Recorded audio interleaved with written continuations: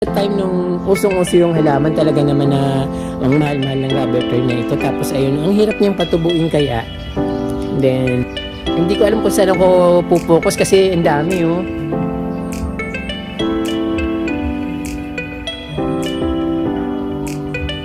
Ayan, napakarami niyang collection ng orchids. Yung iba flowering, yung iba tapos na mag-flower. Ferns, tapos nasa ano siya, ito pala rubber tree pala itong dito kay pala, ang dami-dami niyang rubber tree.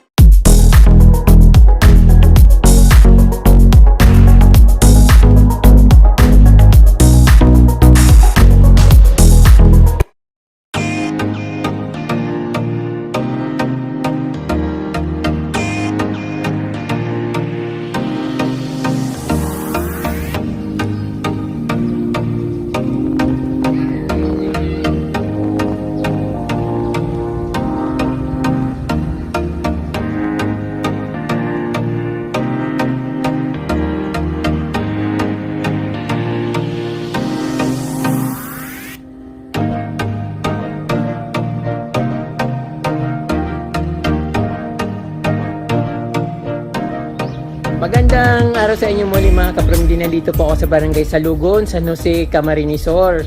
Ang may-ari po ng garden na ipapakita ko sa inyo ay si Ma'am Lourdes Consina Puluan, isa pong 88 years old na wala pong ginawa kundi mag-gardening. Kaya napakaganda ng garden niya ngayon dito. So, nakaka-miss kapromdi kasi sa edad niya na 88 years old, naayos niya yung halaman niya, yung garden niya na napakaganda. Nung pagdaan ko sa harap, akala ko parang maliit lang yung garden, pero nung sumilip ako dito sa likod, naku kapromdi, napakaganda at ang mamahal ng mga halaman niya, yung mga rare na halaman, nandito siya. Yung mga nausong mga halaman na libo-libo yung presyo, meron din siya dito. Kaya ito kapromdi, hindi ko napapatagalin, ipapakita ko na sa inyong napakagandang garden ni Nanay Lourdes Consina Puluan dito sa Barangay Salugon, Zone 7, San Jose, Camarines Sur. From the simulan natin yung garden dito ni Nanay. Medyo dito kasi parang mga nasa paso, pero yung napakagandang mga halaman niya. Meron siyang aglonema, yung saging-sagingan, then mga kalatya na tricolor. At syempre syngonium na parang albo yata yung tawag dito, syngonium albo. Then marami siyang iba't ibang klaseng kalatiya kapromdi. Yung mga rare na halaman na gusto natin, na hinahanap natin, ay nandito rin. Kaya lang si Lola ayaw niya talagang magpakita. Gusto niya yung halaman na lang kasi nahiya raw siya, mahihain masyado si Lola. Ayan, aglonema. Tapos meron siyang last na alocasia albo, napakaganda na nito. Dati ang mahal-mahal nito, pero ngayon medyo bumaba na yung presyo. Yung mga maliliit parang I think 150, pero ito maganda na ito kapromdi na pa. Medyo mataas na siya at malaki na. Then meron siyang mga rubber plant, calathea, croutons, tapos iba't ibang mga halaman. So ayan kapromdi.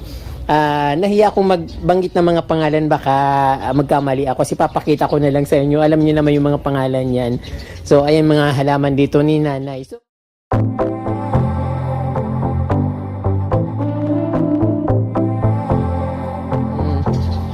si Nanay po ay asawa ng pulis, kaya lang wala na raw si Sir yung asawa niya, kaya si Nanay ay nag-iisa na lang. Kaya ang ginagawa niya is mag-gardening dito sa kanyang napaka-cozy na backyard, saka sa front yard din kapromdi. Ayan, napakarami niyang bromeliads. Itong bromeliads na ito naman ay gumaganda ito kapag nainitan. Since na hindi naman masyadong mainit ngayon dito sa Bicol at medyo maulan pa nga, tapos na yung summer, kaya medyo parang nag-fade na naman yung kulay niya, so bumabalik sa parang green. Then sa ibaba naman ng kanyang bromeliads ay makikita yung napakadaming devil backbone na neon. So napakaganda rin ng mga halaman niya. At syempre meron dito si Nanay, ayan, likwala na plants, yung parang anahaw. Then sa baba, mga maganda yung mga niya dito kapromdi, mga snake plants, kasi mga yung dilaw na snake plants. Bibihira lang yung mga ganito, but minsan makikita mo lahat ganyan. Minsan naman mahirap hagilapin, iba-ibang lugar na mayroon maraming ganyan. So marami siyang kapromdi, mga rubber tree na ganito. nilagay niya sa paso. That time nung usong-uso yung halaman, talaga naman na ang mahal-mahal ng rubber tree na ito. Tapos ayun, ang hirap niyang patubuin kaya. Then, ayan, mangganda. Marami siyang ano dito, mga tinatago na nakapaligid sa kubo. Mayroon siyang ano dito.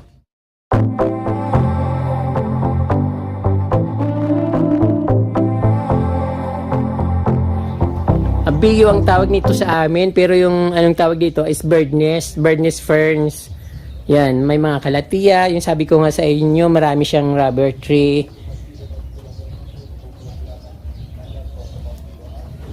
Napakalas na dipinbasia. Hindi ko alam kung dipinbasia to or something Chinese evergreen na napakalaki.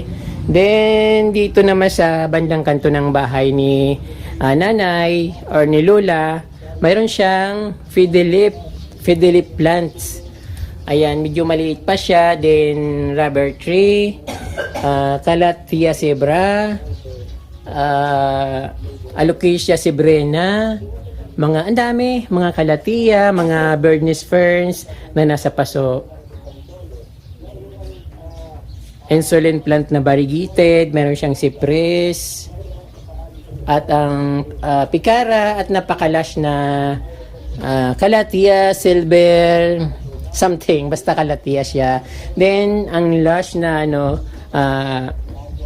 Hawaiian tea plant na mocha. Ayan, napakaganda. Ang daming halaman ni nanay, hindi ko mabilang kung ilan ang variety ng kanyang mga plants. Then, ayun mga kaprom din, nakabitin yung kanyang mga bird nest. Nasa paso, nakahang siya. Then, ayan, marami talaga siyang mga rubber plants. Then, snake plants. Ito kaprom di, maganda ito. Pag lumaki siya, talaga naman napakagandang tingnan. Pero kahit na maliit siya, maganda rin siyang tingnan kasi, class yung halaman ito sa mayayaman lang ito nakikita sa mga mayayaman na garden. Then, kapag di punta tayo dun sa medyo, napakadami niyang mga flowering plants. Ayan, dito. Napakalawak ng garden ni nanay dito. Nanay Lourdes Consinas Puluan. Ayan. Ang napaka-lush na bird nest, caricature na crouton, Song of India or Song of Africa, sa tea plants na kulay pula. At marami rin siyang mga dito, kaprundi, yung mga santans. Ayan. At ang napakataba na bougainvillea at gumamila na kulay yellow. Kaprom, hindi ko alam na napakalawak pala ng garden ni nanay dito. Ang laki. Ayan. May mga croutons. Wow, parang parang theme park. Nagulat ako dito, hindi nakikita sa likod dito, sa harap ng bahay. Ganda ng plants na ito. Hindi ko alam kung anong klaseng plants siya. Hindi naman siya yung pandakaki plants. At sa baba may mga giant na bromeliads. Ayan. Ang ganda. Si nanay lang nagtatanim nito? Opo. Kami nag-aayos ka mga box na. Kasama ka. Dapat kasama ka sa video. Ayan, meron din dito si Kuya, ayaw magpakita sa video, nahiya rin siya. Lahat siya, pati si Lola sa si Kuya, mahihain din. Bromeliads, caladium, then anong tawag dito, Noy? Hindi ko alam po yan. Anong tawag dyan? Sa bukol, panggamot sa bukol. Nanay, Cypress. Alam kong pangalan yan taliunod. Ayun, taliunod yun, kaprom yung sinasabi ko na maganda rin yung bulaklak niyan. Then, yung plants na ito, kaprom hindi ko alam to kasi ang plants na ito parang sinauna. Ito lang ang halaman namin dati sa sa bukid. Tapos yung gumamila sa itong plants na ito. Parang crouton din siya. I think variety siya ng crouton, pero hindi ko alam kung anong klaseng crouton. Then, meron siyang ito, dragon palm. Yan. Hindi ko alam kung saan ako pupokus sa pakalawak ng garden ni nanay. Ayan, mayroon siyang birdhouse.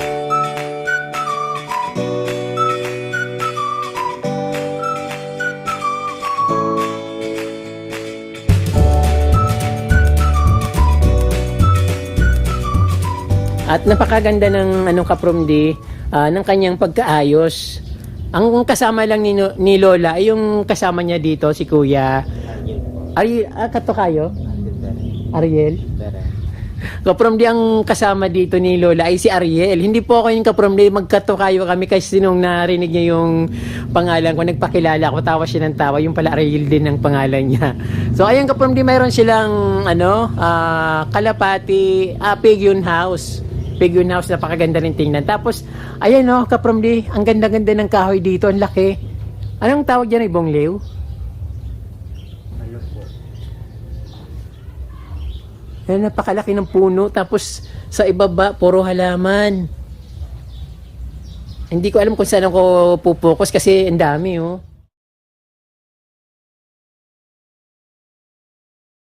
Ayan, mayroon silang, dito, philodendron na yung local dito sa atin, napakalas niya, magandang tingnan. Tapos philodendron lime, mga fortune plant, money plant, ephesia, marami sa kanya yung mga kapromdi, yung mga yellow na snake plants. Tapos yung ano yata nito, parang nigra yung tawag dito na Hawaiian tea plant nigra, parang ganon. Hindi pa siya masyadong last kasi hindi siya tabain. Then ayun, napakadami talaga.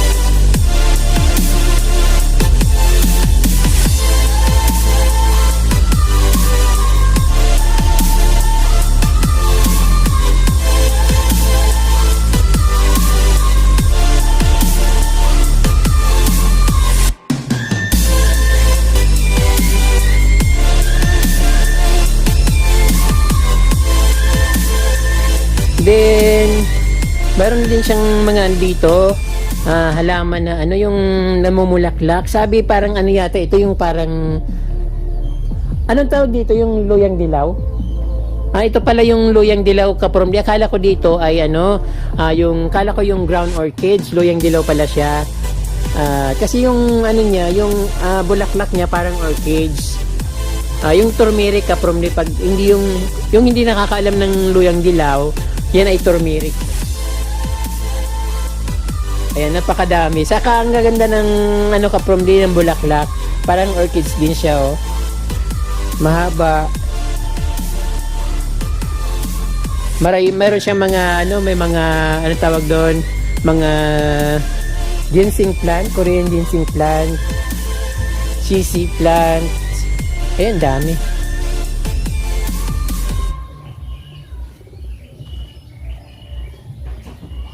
Napakalawak naman ito. Kayang-kaya ni nanay itong kayang-kayang ayusin to ni nanay. Napakadami, napakalaki ng garden niya.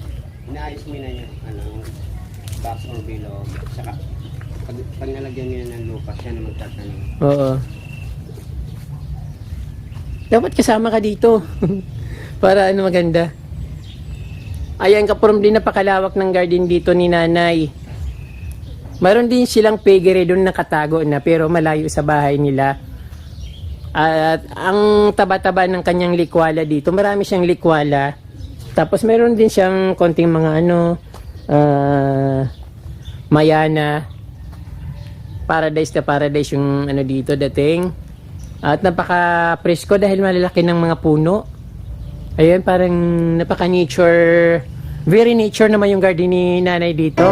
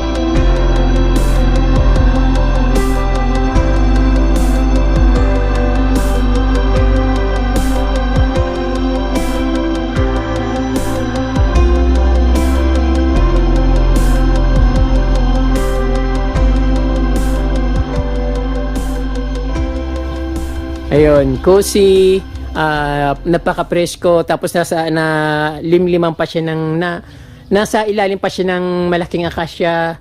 Then, meron siya lang mga iba't ibang plants. Tapos, kamyas, devil backbone na napakaganda. Opo. Opo, nay, para magayong po, nay. Ayan ang maganda pagkaayos mo, tapos sa pagka-landscape. Yung sabi ni nanay, wala raw ganda yung pagkagawa niya. Sa totoo lang, kaprom din napakaganda ng pagka-landscape ni nanay dito. Kasi katulad niya, napakaraming mga stones. Bihira lang naman yung stones dito kasi napakalayo nito sa ilog. Siguro binibili pa ni nanay yung mga bato na yan. Tapos yung mga may flowering dito, kaprom din na napakaganda ng santans, yung kulay niya parang peach. Ayan, napakalaking santans na kulay peach yung bulaklak. Hindi naman siya red. Parang red orange na pinaghalo. Ay, napakaraming bulaklak. Medyo mainit na pero yung niya napakaganda. Napakaganda ng shading ng kanyang plants. Paraiso talaga siya.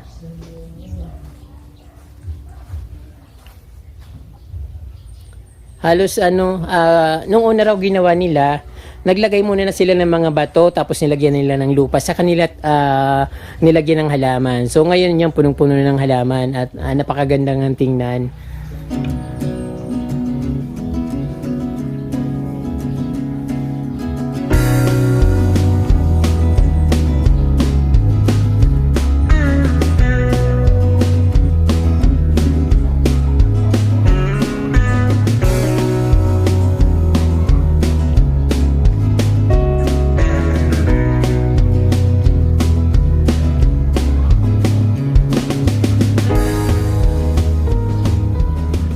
Nako, kaprom, di naubusan na akong sasabihin, pero masasabi ko lang napakaganda ng garden.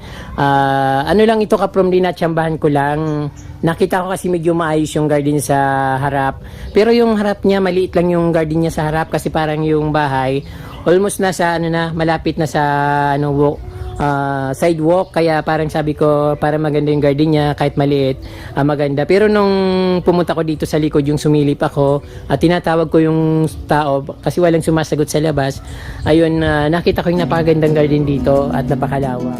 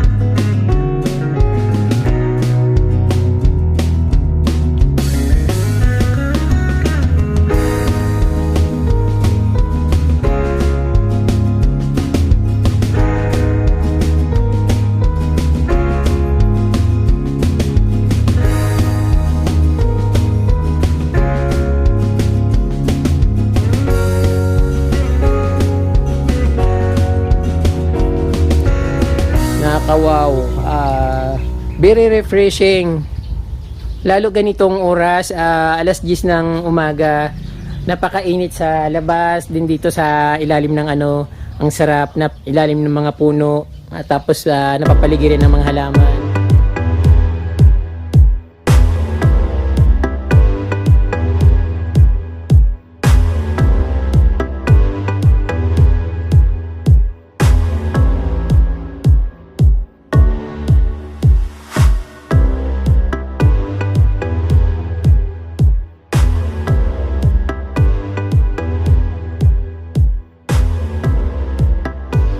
Hindi ko akalain na may ganito kagandang garden dito sa sa likod ng bahay. Tapos yung front yard niya napakaliit. At dito talaga sa sa likod yung napakagandang mga halaman at napakadami pa talaga. Bromeliads, mga dwarf na snake plants, croutons, makulay na croutons.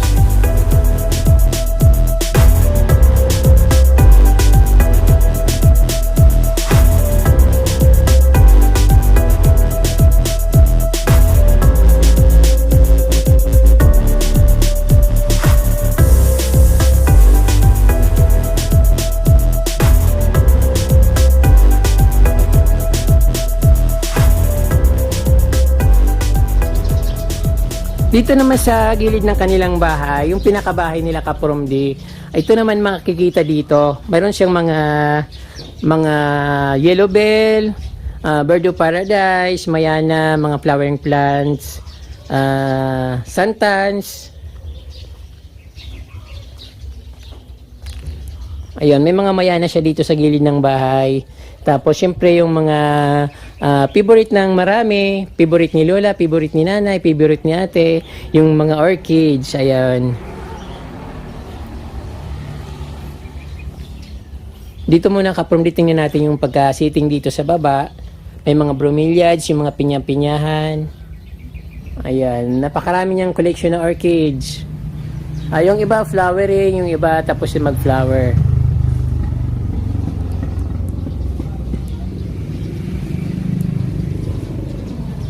Sa naman yung bromeliads kasama ng mga orchids nasa kahoy.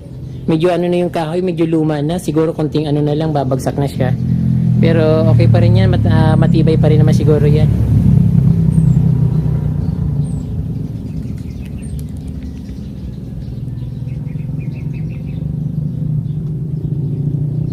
Meron siyang mga dito, Florida Beauty sa gilid ng bahay.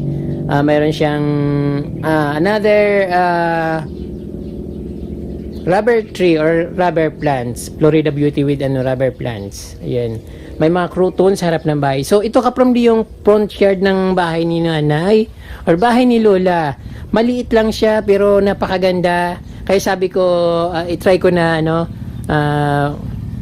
i-try ko na magpaalam kay Nanay or kay Lola para kung pwedeng i-feature yung napakagandang garden dito sa front yard.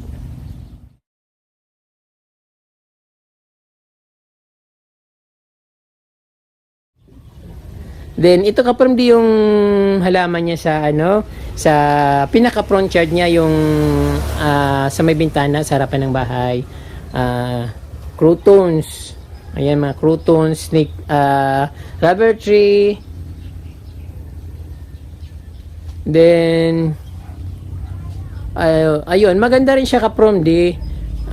Maganda yung pagka-sitting dito sa sa harap ng bahay. Kaso lang may pader siya, hindi siya nakikita sa labas kung maganda yung pagka-sitting niya, yung pagka-landscape niya. Maganda. Very very nature kasi may mga ferns. Tapos nasa siya, ito pala rubber tree pala itong dito, kaya pala ang dami-dami niyang rubber tree. Ayan, ang dami niyang tanim na rubber tree. So, ayun mga ferns. Tapos may orchids din. Philodendron. Ayan, bromeliads, croutons, pinaghalo-halo na, kaya ang ganda niyang tingnan, makulay siya. Then, ang napakaraming bulaklak na Dunya Luz. Dunya Luz pa talaga, or Dunya Aurora. Puti, punong-puno ng bulaklak, din picara plants. Ayan, mayana plants or coleus. Iba't ibang varieties ng coleus. Ang napakagandang bulaklak ng gumamela.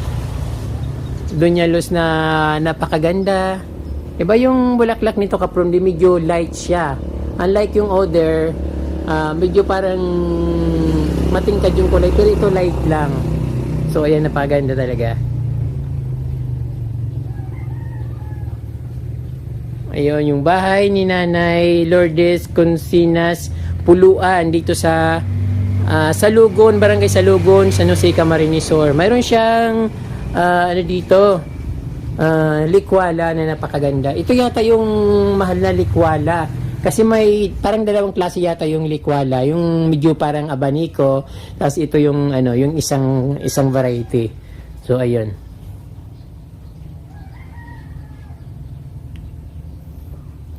Mga plants niya dito sa terrace or balcony. Ang plants niya sa kanyang balcony, mga angel white or white angel na aglonema. Then meron siyang anong klaseng plants ito, parang Dieffenbachia.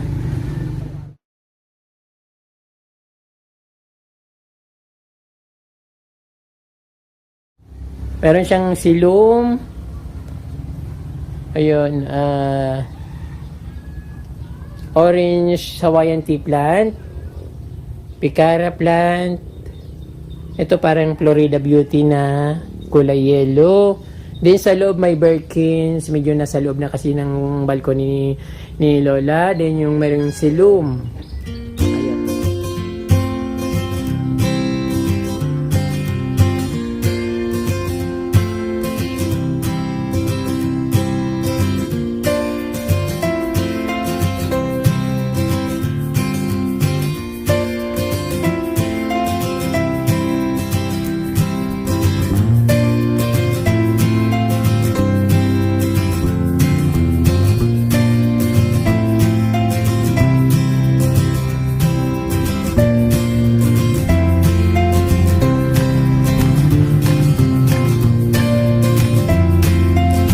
Ibang klaseng plant ito.